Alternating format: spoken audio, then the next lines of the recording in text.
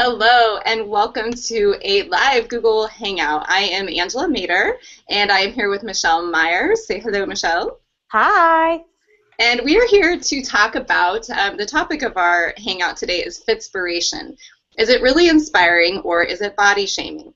And Michelle and I are two fitness entrepreneurs who actually met via social media and have since then come together in a lot of things we have in common. One of them being that we both have battled eating disorders. And so we want to talk to you today about what that looks like, some of the myths behind eating disorders, what's the truth, and also what can we personally do. So first of all, I want to introduce, I know she already said hi, but Michelle, I want to introduce you, first of all, just for the people listening, if you don't know, Michelle is the amazing fitness entrepreneur behind Michelle Myers Cross-Training Couture.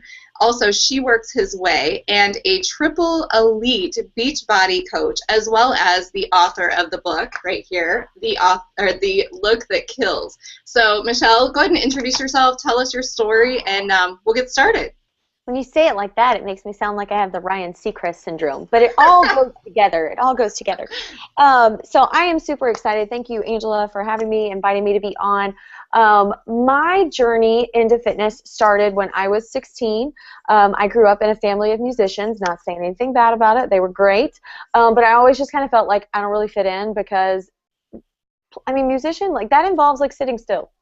And so if it was, you know, like if I could be like performing, like music theater, I was in. But anything else, I was just like, oh, I'm so bored. So I just didn't really feel like I fit in. And so or a week before I turned 16, they opened up a health and fitness center less than 2 miles from my parents' house. And so some people get their license on their 16th birthday. I got a job.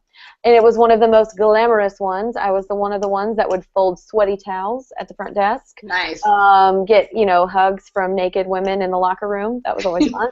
I changed poopy diapers in kids club. But anyway, I worked my way up, and eventually I was, you know, like teaching swim lessons and helping people on the rock wall. But then eventually I became a personal trainer and a group exercise instructor. It really started out super innocent. I fell in love with the fitness industry.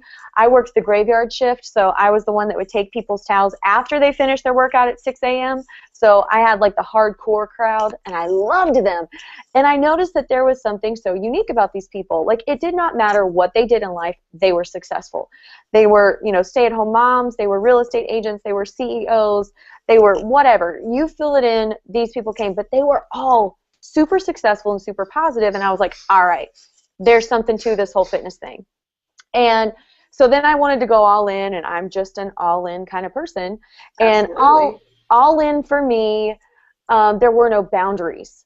And so when I learned about healthy eating, then there were foods that all of a sudden became off limits, to where it was never about moderation. It was just always about this is a good food or this is a bad food. More exercise was always better. There was not a line of what's overtraining or whatever. So I got myself to a point to where there were about, because seriously, like, let me just give a caveat to the fitness industry right here. There are so many different opinions that are out there that if you listen to everybody's opinion, there are about 5 foods that are safe to eat. I mean, I don't even know if there's that many. I don't know if there's 5. I was trying to be generous, but I don't think that's the case. And so I had literally narrowed it down to where there were maybe like 10 foods that I deemed as safe that I could eat. I ate them in very small quantities and very sporadically, and I worked out as much as possible. Not only was I teaching about 26 classes, group exercise a week, but I actually would work out on my own because I would say that I couldn't get a good enough workout when I was teaching. Right. And I had a gym membership at the only gym in town that I didn't teach at, so that I could go and work out more. And nobody could know that I had already worked out at other gyms. Right. So I was crazy over exercise and major not eating ever. So at my lowest, I got down to about 84 pounds. Oh, gosh. And so if you can see me now, you know, I can tell you I weigh about 116 pounds right now. So take me and then delete about 30 pounds off of me. And it was ugly. But and didn't so you also, sorry to cut you off, but I want to make sure people know this, what role did, because you did compete in pageants, correct? Yeah. What role did that play in kind of feeding that? It actually is really interesting. Pageants were part of my disguise in keeping my eating disorder hidden, because people would say things to me about, like, Michelle, like, you are really thin. Like, are you sure you don't have a problem? And my answer was always super sassy, and I would say something like, seriously, do you think if I had an eating disorder and I wasn't okay with my body that I would parade myself in a swimsuit and high heels in front of people looking for imperfection? It Right. was like this trump card that I would try and use to, like, make people be quiet, and it usually worked. Yeah. But it was completely backwards. So pageants they really didn't fuel it for me. It did kind of send some mixed signals, I'm not going to lie, because I would hear things from some people that knew me that were concerned, and then I would hear things from, like, directors and modeling agents and photographers. They would be like, wow, you're really thin, but man, you look great on camera. Exactly. And Right. so I definitely had, like, some of the mixed signals there, but the reason for starting pageants was really all a part of my clever disguise on trying to keep it hidden. Well, and I think that that is why, eating disorders, you become a master disguiser. And we Yeah. will talk about that on the call as well today, is how do you tell if someone has one? How do you know? Because really they come in all shapes and sizes. So just a quick backstory on my story. Again, for anybody on the call, I'm the founder of a company called Fitlosophy. I created a product called Fitbook. And what you say, Michelle, really hits home, because I always said that as the founder of Fitlosophy, I battled eating disorders for about 7 years, starting when I was about the age of 14. I battled anorexia, and also they say, I was just reading this online, Michelle, that about 50% of people that have anorexia actually go into bulimia, which is part of my story. And that went on for another 7 years. And so I created Fitlosophy and Fitbook because I always thought, there's got to be a purpose behind my struggle. There's got to be a reason. And so I started this company and everything like that. But I've been very honest with you, Michelle, that this is something that doesn't go away necessarily overnight, or often if you aren't careful, it can come back. So as I've had different stresses come up in my life, this is something I've battled for quite a few years, and I believe that Fitlosophy has been to me what your pageants were to you. It was a disguise, right? So, and that's being very super vulnerable and open to anybody watching this, that just because you look like you have it together, or just because you look like on the surface that everything is okay, it's something that's always lurking.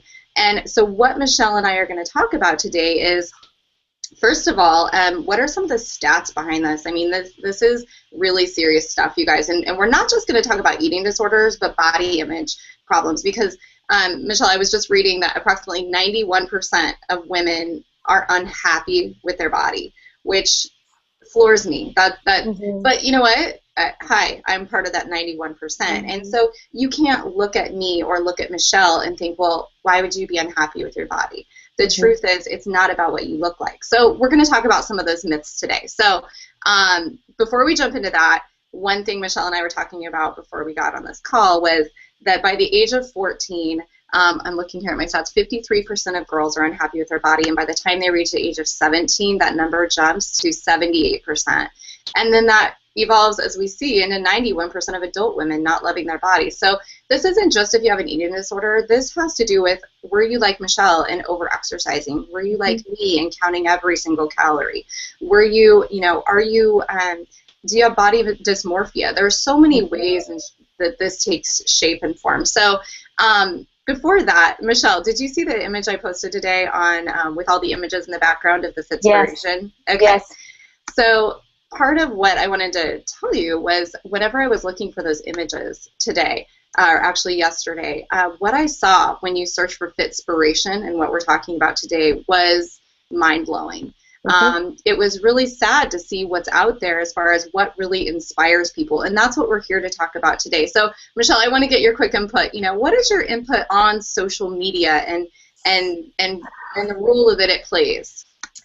Okay, I love social media. I think anybody that follows me has to know that, because I love Instagram. I love Facebook. I'm grateful that it can connect me with people like you. That, I mean, you and I would have never crossed paths if it hadn't been for Twitter. And so social media is a very powerful tool if we are wise with how we use it.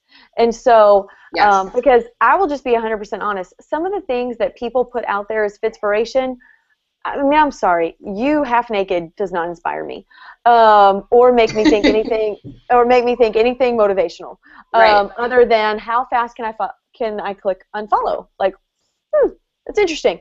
And so I think what we have to be aware of is that if 91% of women are unhappy with their bodies, then they are going to try and come across as secure, masking insecurities.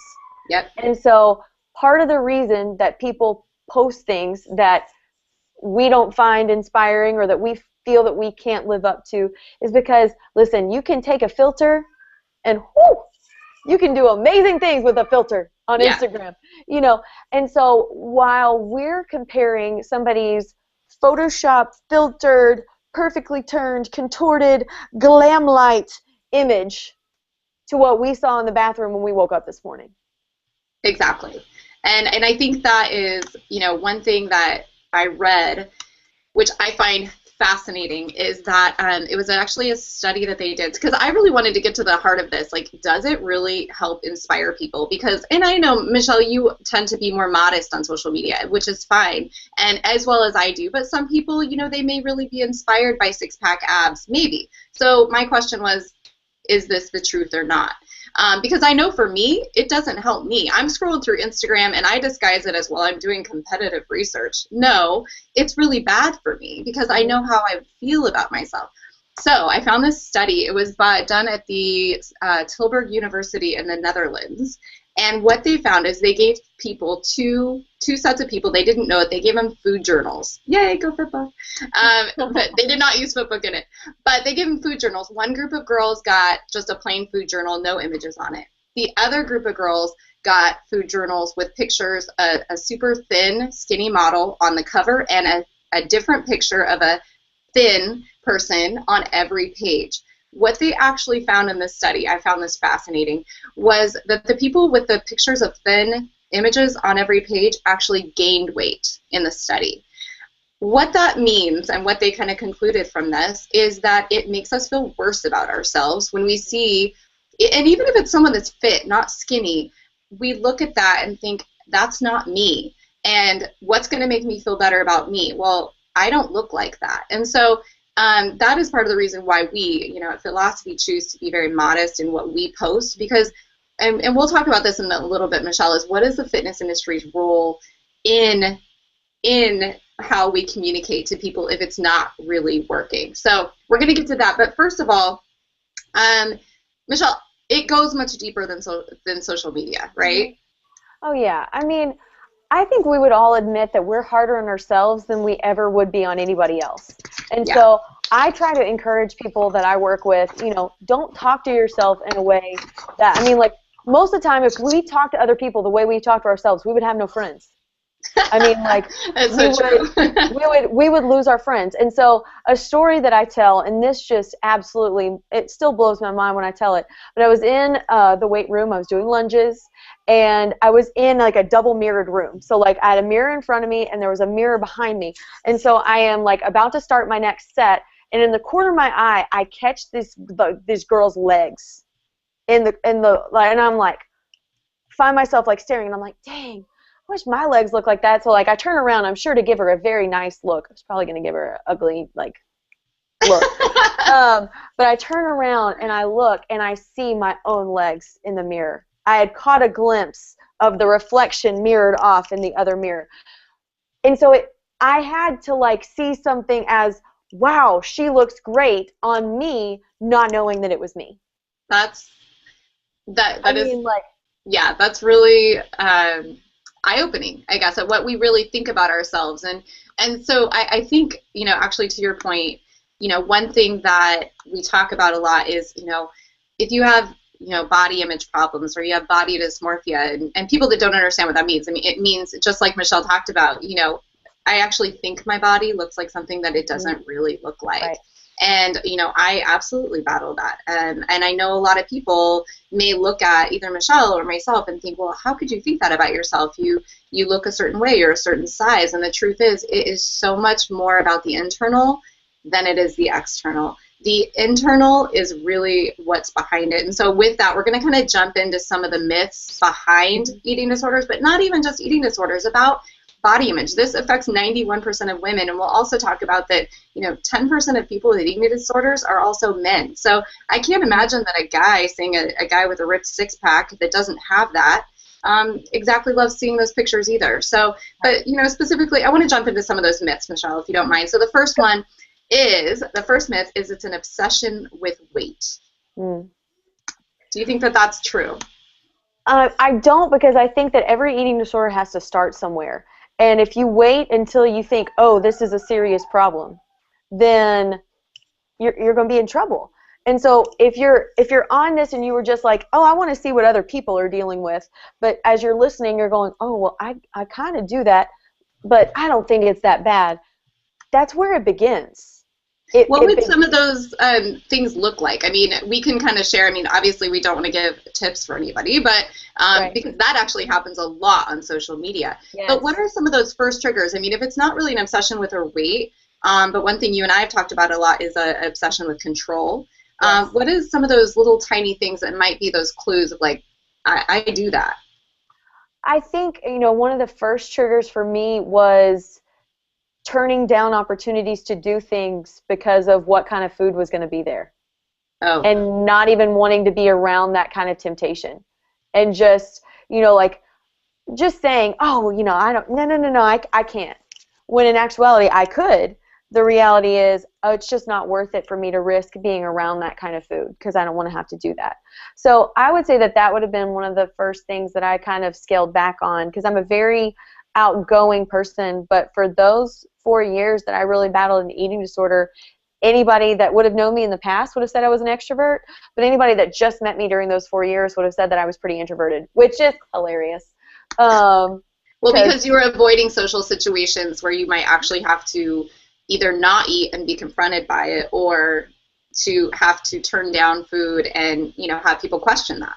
Right. So okay. I would say that would be one. Then, another one that I would say is just the amount of time that you spend worrying about it, and the amount of brain power that you put into something that, okay, let's just be real. I mean, food is a reality of life. We have to have it to sustain. But if it consumes you and it controls you, still, here we are, like what, 8 years kind of past my recovery, and I still find, I'm a big pen and paper person, and so I still find notebooks, and in a page I'll find random numbers added up, and that was me counting calories. Yeah, that was one of the things that struck me was I went home when my parents were selling my childhood home, and I found all my food journals and workout journals from those times. And it was really sad that a 14-year-old girl was spending that much time on something that, and I was a straight-A student. I was graduated at the top of my class. I was, nobody would have thought that was an issue for me, but the amount of time that was invested in it. And I think the other thing is, too, because myth number one that we're talking about is an obsession with weight, is if you are weighing yourself every single day, and that actually determines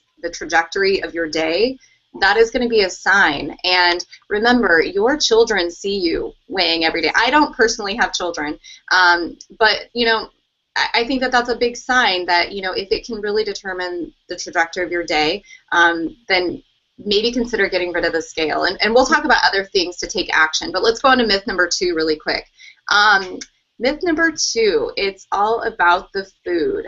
Michelle. Oh man, it's so much more than food, because like this was for me, like the subtitle of my book is An Anorexic's Addiction to Control.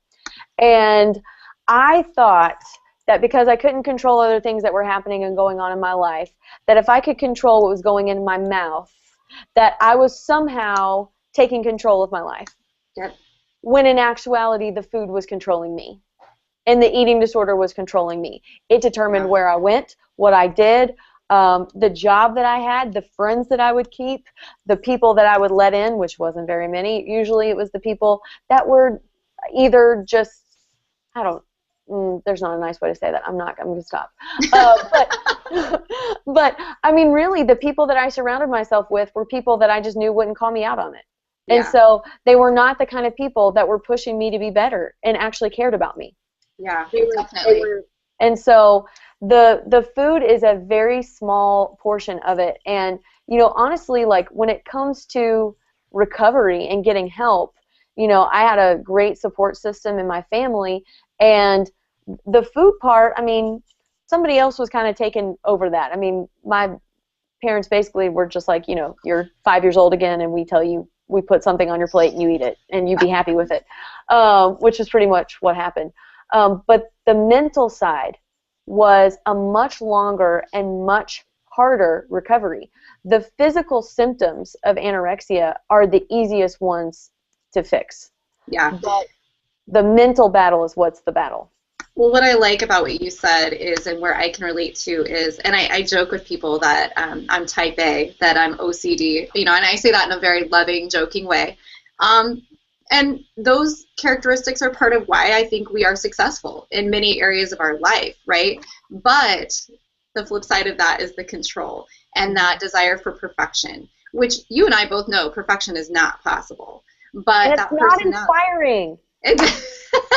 It's not. Are you calling me out right now on the Google chat? No, I'm just saying perfect is not inspiring. It is not real.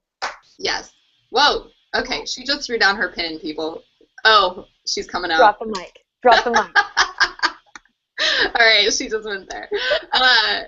What I think I want to like make sure people understand here, and we'll go into part of this as well, is Michelle, one thing that I think was easy for people to identify that you had an issue was you weigh. How much did you weigh? 84.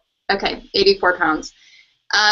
That's really easy to diagnose. So I think another one of the myths as we move on is only super thin girls, and that's a key word too, only super thin young girls have eating disorders. Not true. And that is so not true. Like I said, 10% of people with eating disorders are men, first of all. The other thing is there are so many different types of eating disorders. So there are a lot of people out there. So I never was super, super thin.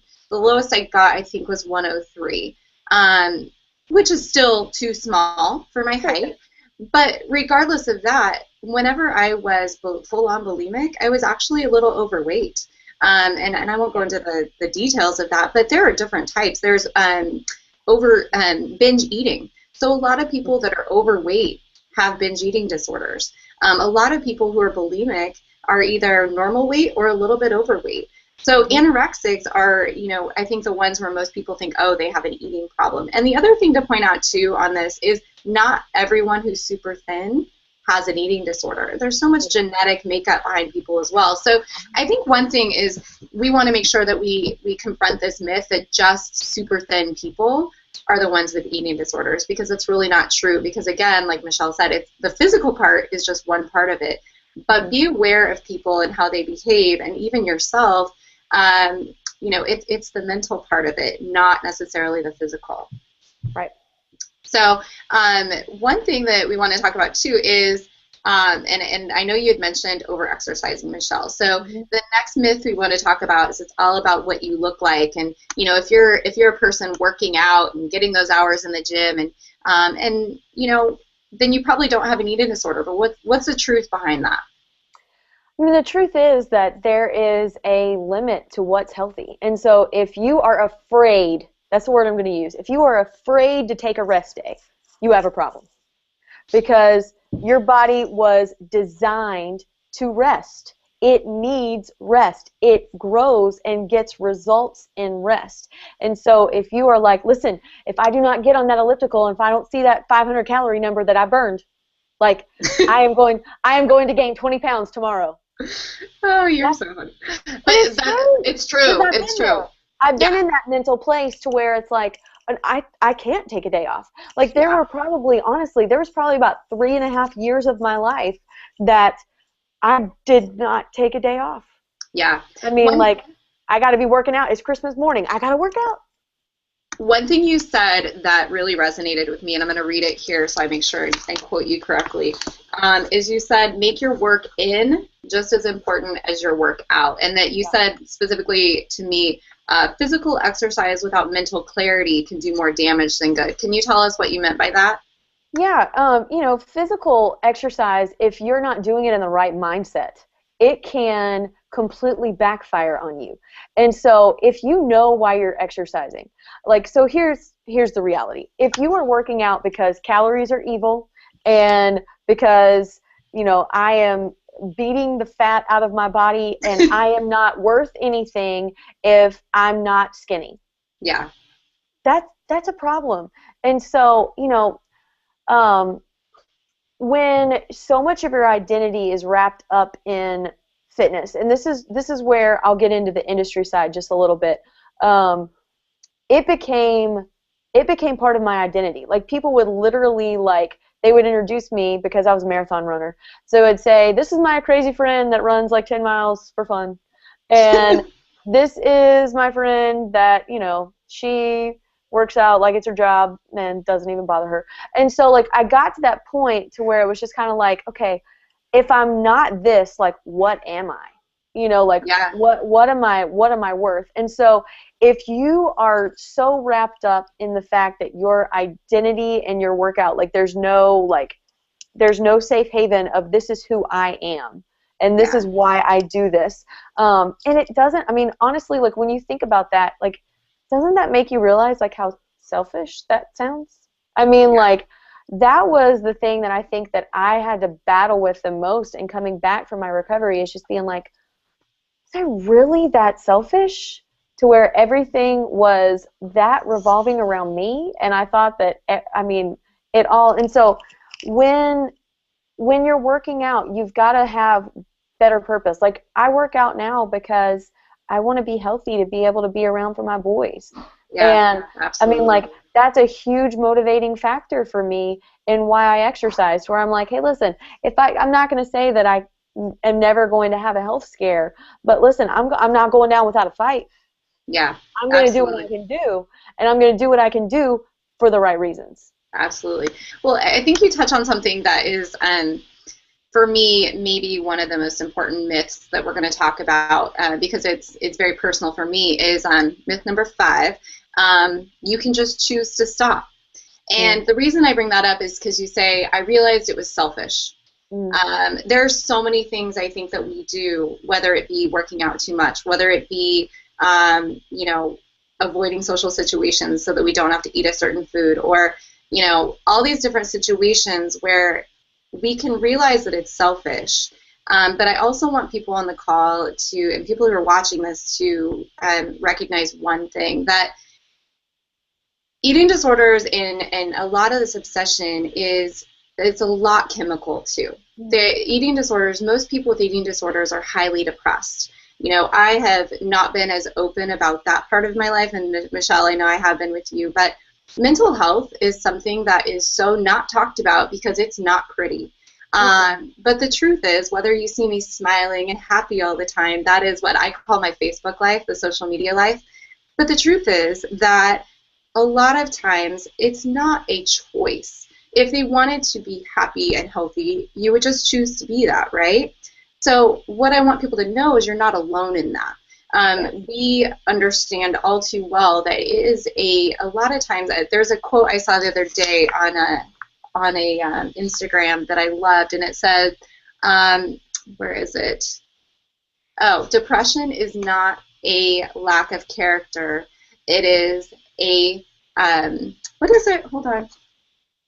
Depression is not a flaw in chemistry, in character, it's a flaw in chemistry. And the reason I talk about that is because if you're battling an eating disorder, odds are you have depression. And what does that look like? So, Michelle, whenever you were in, like, the deepest throes of your eating disorder, did you battle depression, and did you approach that part of things as well?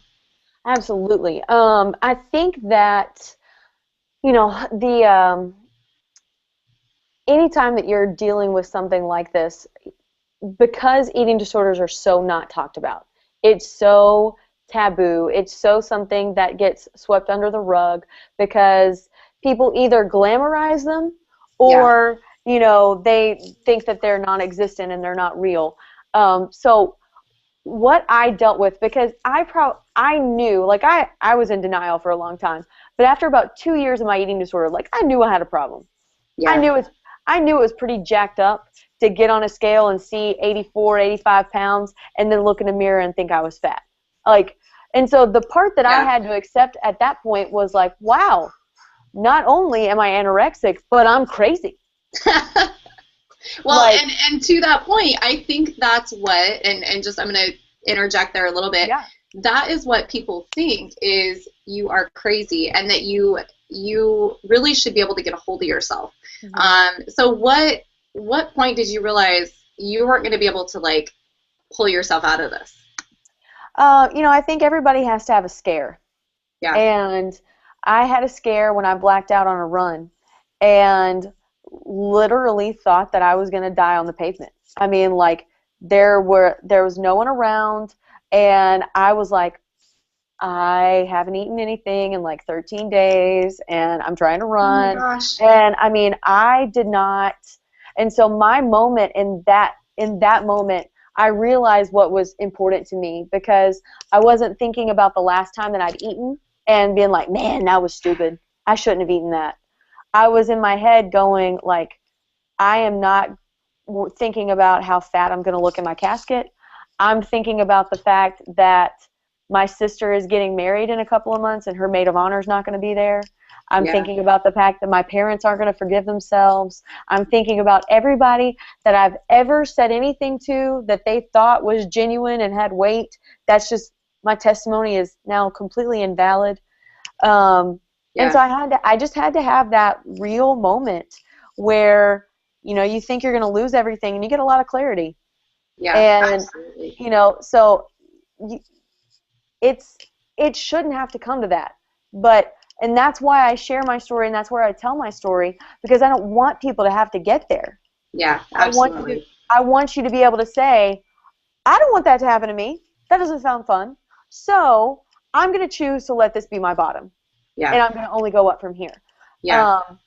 Because the longer that you isolate yourself, the longer that you ignore it, the longer that you let the problem persist, it's just going to grow, and Yeah. it's only going to get worse. And I mean, like, my story has a happy ending. Yeah, well, and we will get to your ending. Because I love your story. It inspires me, just so you know. Um, I think that you lead on to something that is actually, probably the toughest one for me to talk about is the last myth we're going to talk about is having an eating disorder is shameful and a sign of weakness. And I know part of the reason I reached out to you on social media, which I will read you guys, just this is fun. This is what Michelle signed in my book whenever we met. It's almost been 6 or 7 years ago. I reached out to her because she did, yeah, at least, and she had an eating disorder, and I thought, oh my gosh, she understands me, she gets me. And so we connected on social media, so social media is not all bad, but this is what she wrote in my book. She says, Angela, I'm so thankful social media connected us. You're awesome, and I pray this book ministers to you, and him, Michelle. So what I want to point out is part of what Michelle's helped me with is that sometimes there's this quote I like that says, I'm thankful for my struggle because without it, I wouldn't have found my strength. And so that doesn't mean that, Michelle, I want you to tell your story and your quote unquote happy ending, that what that looks like for you. But what I also want to communicate to people is, for me personally, this has been something that if you turn your eye on it and you think it's done, it's over, it's my past, it will creep up on you when stressful things happen. Because let's remember, eating disorders are an addiction to control. So anytime your life flies out of control and you think you've got it handled, you have to be very smart that it could come back at any time. And people often battle eating disorders for a lifetime at some different points. So the biggest thing for me in coming to you, Michelle, and even having this Google Hangout for me was I felt like a fraud. How do you have a company called Fitlosophy and be open about something like this? But what I found was the more I was open about it, the more it freed other people to think, you know what, she's just like me, or I battle that too. And so I don't want to get all emotional, but the truth is that it takes a lot of strength to be bold and to open up about something that is this vulnerable. But in that, we can join together and go after it together versus feeling like you're alone. Mm-hmm. Yeah. Some of the most powerful words that you can say are "me too." Yeah, And absolutely. just helping people to realize that they're not alone in this. Because obviously, come on, 91%. Yeah. Like we're not alone in this. And so I know I already said before, and I did my whole drop the mic, perfect, not inspiring deal. But for real, like it is overcoming our struggles that's inspiring. That's what's inspiring. And so, no, I don't have it all together. No, it's not perfect. It's messy, but it's real and it's relatable. And I hope that by sharing my story, I can keep someone else from having a story like that. That's what I want more than anything, is I'm like, I want us to be able to stop this vicious cycle, because as women, we deserve more freedom than that. Yes. We were not created to be a slave to a scale or a number that no one knows but you. You were not created to be a slave of that. You were created for a purpose, with purpose. Well, go ahead. No, preach it. I'm being for real that when we are allowed ourselves to be derailed by an inferior purpose, we are denying the world of what we were made to do. And Absolutely. So you have to recognize it as saying, not only is this something that is inhibiting me, but it is robbing the world of a blessing, because I was put here for a reason. Absolutely. And I think, we had talked about this before, about the time that you're going to do something about it, or do something big and bold. The devil has a way of trying to stop you in your tracks. And I think, even, I scheduled this hangout with you, Michelle, and all these crazy, horrible things started happening in both of our lives. And it is so real. It's not funny. And, I think one thing I want to share is, when you're coming up against something that is almost a breakthrough in your life, you have to be prepared that you're going to battle your biggest fights right before that big breakthrough. And so I think sometimes we think, well, it's just too hard, or I can't keep going. But the truth is that anytime you're onto something good, anytime life just really is coming together, and you're almost to have that breakthrough moment in your life, it's going to get tougher before it gets easier. And so I just say that to encourage people that, a lot of times it's not pretty. I love how you say it, Michelle, like it's messy, but the truth is there can be a happy ending. And so I want you to tell briefly about your, kind of your experience and what that looks like for you now. And then after we talk about your now and what how you deal with it now, I want to talk about our responsibilities and what we can do. Yeah. I after hitting rock bottom, I, was able to kind of get my physical health back in check. But I still struggled mentally for about another 2 years. You can't just erase all of that overnight. Right. But it was also because I was trying to beat it in my own power. I was trying to do it all by myself. And I make no apologies for the fact that it was my relationship with God that restored me to health, and realizing who I am in Him, not who I am as Michelle, but who He created me to be and who He can be through me, was a big checkpoint in just going, wow, every time that I settle for what's not His best, Satan gets a little check on his scorebook. And I don't want him to have any scores on his scorebook, because he's a punk. And that's my favorite. I have to say that for you, because he's a punk. But it doesn't matter what you've been told. It doesn't matter if you say, well, I've messed up too bad and there's no way that I could ever be used. I have no credibility in fitness if you look at my story. Like, who's going to be inspired by a girl that did it all wrong for a really long time? But God gave that back. Yeah. I messed up my body to the point to where doctors were like, hey, listen, like, there's no way your stuff is ever going to come back to normal. But I have 2 little boys that we were able to conceive without help of any kind of medication. And doctors who knew me from then still, like, eyes, because there's no reason why I should have them.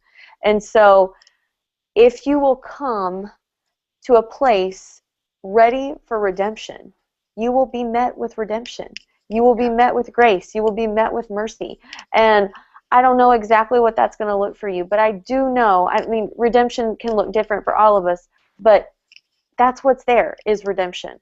And so for me, I guess my happy ending of where I look at it is, you know, I never want to get to a place where I think that I am above going back into that lifestyle, or that I could never go there again. But I pray against it. I have accountability in place to where there are people in my life that can ask me really tough questions anytime they want to. Yeah. And I have vowed to them that I'll be honest. And so my word means something to me. And so the more silent you are, the more that you really are ready to change, the more accountability that you're going to put in place. The more you're going to... Go ahead. No, go ahead. Please finish. The more that you are willing to put accountability in your life, the greater the chances that you're actually going to be able to come out of that pit. And so give people permission to ask you really ugly questions, and make yourself, because it's always going to sound worse in your head. Yeah. Like, anytime you're taking steps towards growth and you're hesitant because you're afraid of what other people are going to think, I'm just going to straight up tell you that is a lie from Satan, to where he is trying to keep you down and keep you rendered useless. I agree, and I think accountability, what you said, is huge. And I think as we go into what can we do, there are a few things I want to talk about. First, personal accountability. So I think you bring up a great point. A couple things we've talked about. You know, I wouldn't have ever started down the path of recovery had my college roommates all not had like an intervention with me. Yes. And I thought nobody knew. They talked to my parents. They really opened my eyes. But in that, I've given permission to very few select people along the way to say, hey, this is what I faced. And now, obviously, I'm very, very open about it. But having those people that feel like they can come to you, and I think, Michelle, that's part of your process, too, is personal accountability. Even if you tell, so for anybody watching this that thinks, you know, maybe this is something I've dealt with, tell one person. Just tell one person. If even talking to them is too hard, send them a text. Whatever it is that kind of puts it out into the light, because I promise that frees you so much from those thoughts in your head. Absolutely. The other thing, going back to the social media just a little bit, Michelle, unfollow. Unfollow. There are, you know, so many people that I was following that it just made me feel horrible about myself. And I would disguise it as, well, I'm in the industry. I have to know what's going on. The truth is, if my company and my industry is a negative thing for me, then it's not what I should be doing. And so we have that personal, if we're all control freaks, which is kind of what we've got to here, take control of that. Take control of what you expose yourself to, mm-hmm. and click unfollow. Even it could be friends or family, right, Michelle? Oh, absolutely. And it's nothing personal. But listen, we can be friends in real life. I just can't be your friend on Facebook. Yeah, absolutely. And I think as we kind of wrap things up, I want to make sure, and I want to be very clear, because Michelle and I are both in the fitness industry, and she's very accomplished in the fitness industry. And I've got the company, and this is what we do. And I personally feel very strongly that the fitness industry has a very much a big responsibility for what we're putting out there. And I will quote one of my mentors who said this at a talk we were having a couple weeks ago, that 32 years ago, when the fitness industry really became an industry, 83% of Americans were not exercising. And now to this day, 83% of Americans are not exercising. So 32 years later, that means to me that the fitness industry isn't doing something right. And to me, what that means is something we're doing isn't working. So I will pose a very, controversial question, but I don't care. I don't care. Is posting images of ourselves half naked, like Michelle says, with our six-pack abs every day, multiple times a day, inspiring people? If we look back at the study that I just referred to, those images actually cause people to lose or to gain weight. So Michelle, I kind of posed a question to you. What do you think is the role of fitness professionals? And if what we're doing isn't working, are we really just self-glorifying on social media, or is our purpose really to help people? I think this is a question that each person has to evaluate for themselves. And this is going to take some, getting real, whatever. And you just have to ask, whose glory are you in it for? And am I posting this post because I think I look awesome? Or am I posting this because I have a message in my heart that I want to get out? And because I want to inspire somebody. And so, I will just be 100% honest with you. I pray every single time before I click that post button, because there's still, even now, I'm years into growing a brand on social media, but it still kind of makes me want to throw up a little bit.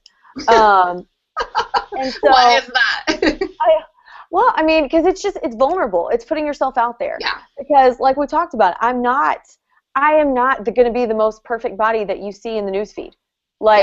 And so I'm sure that there are people that have seen me on Instagram and being like, "Well, does that girl think she's posting workout photos?" I'm sure that it happens. And so what I have to do is I just have to be you be you. Yeah. I'm going to be me, and I'm going to do what I need to do. But I think that we do have to ask ourselves, are we really posting this because we want to help others, or are we trying to become famous? Yeah, which is so famous. funny. Well, and I think to that point too, one thing I want to kind of preface with that. I mean, as much as we are trying to grow our brands on social media and things like that and help people, I think it's at the heart of what our true goal is. Mm-hmm. And I think if the goal is, like you said, if you go to post something and it's just because you look really hot in that picture, is that going to inspire someone? Now, let me preface that too with, there are people who are fitness models, that this is what they do for a living. They are an exception to the rule in that is their job, that is their career. But are they adding value when they're posting those pictures? Yes. So great, if you're showing an exercise and you look amazing doing it, great, that's wonderful. But if it's just a self-gratifying, glorifying process of posting yourself, pictures of yourself every day, is that really helping people? And I'd go as far as to say that it causes what we call body shaming, right, Michelle? And that's kind of what this whole talk is about. Is it inspiring, or is it body shaming? And so Michelle and I just kind of wanted to have this conversation to kind of open it up. And I want to encourage people who are on live right now, there is a button, Q&A button. It's blue on your screen. You can actually click that if you're on the live Google chat and ask us any questions you might have, or post it to the Google chat wall. And as I wrap up, Michelle and I will be happy to take a couple questions. So the last thing, Michelle, I kind of wanted to ask is, what do you do if you think someone you know has an eating disorder? What do you do? I'm always I'm upfront and honest, because I know that even though I wasn't ready for help when some people confronted me, when I was ready for help, the first people that I went to were the ones that confronted me, because they already knew. I knew that they knew. And so I wasn't going to tell them something that they hadn't already figured out for themselves.